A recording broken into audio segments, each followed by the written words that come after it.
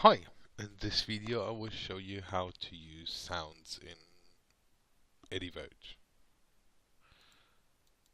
When you create one of these questions in EdiVote,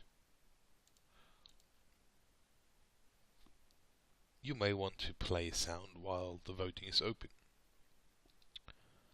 To do that, just go into question properties. So you right click next to the slide, you go EdiVote options, question properties, and then in the section below here you will find play sound.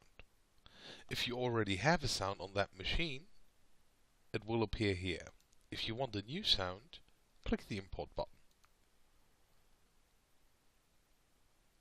Then drive to the position where your sound is, in my case on my desktop, and just try and find the jingle.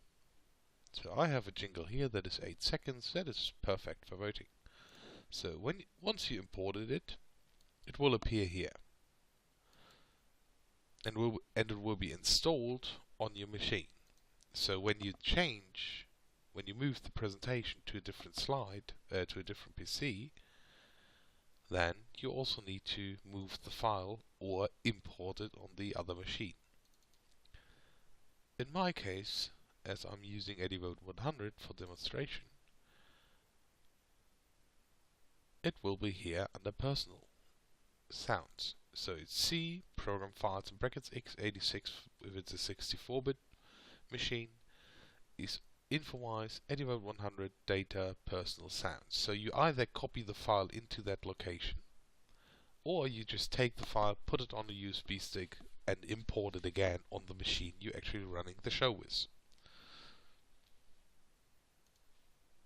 Once you've done that and you checked the box and selected your file here, press apply. When we now run the show on this machine, we will hear a sound. So we come to the slide, we start the voting, and the jingle will play.